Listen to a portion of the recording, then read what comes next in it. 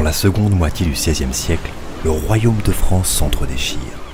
Au sortir d'une guerre contre l'Espagne et le Saint-Empire romain germanique qui s'achève en 1559, Henri II meurt accidentellement, laissant les mœurs religieuses gangréner les affaires de l'État.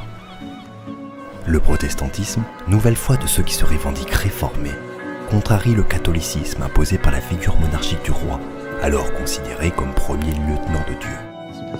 Malgré les divergences confessionnelles dans un royaume qui découvre la liberté de culte, l'État, affaibli par les querelles internes, mène une politique de tolérance envers ceux qui renient plusieurs dogmes chrétiens.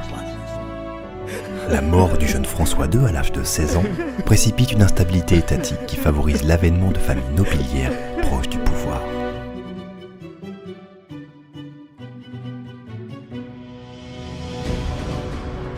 Ambition politique et aspirations religieuses s'entremêlent au profit d'une violence inédite, alimentée par les différentes prises de position. Le massacre de Vassy par le duc de Guise en 1562 marque le début des guerres de religion.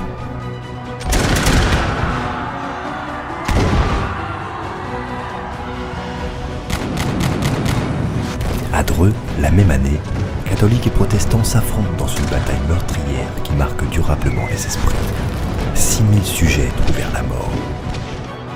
10 ans plus tard, les tensions sociales, religieuses et politiques atteignent leur paroxysme.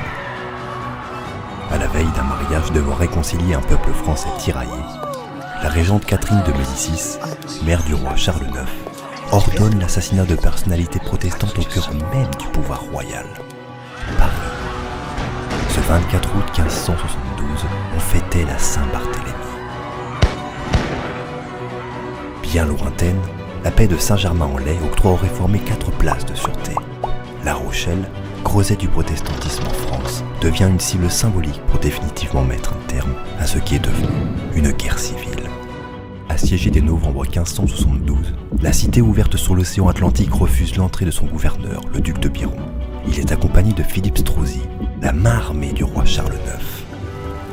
Après plusieurs semaines de combats acharnés, le duc d'Anjou, frère du roi de France, est envoyé pour reprendre la ville aux mains des rebelles. Des coups de canon annoncent aux 2 armées son arrivée.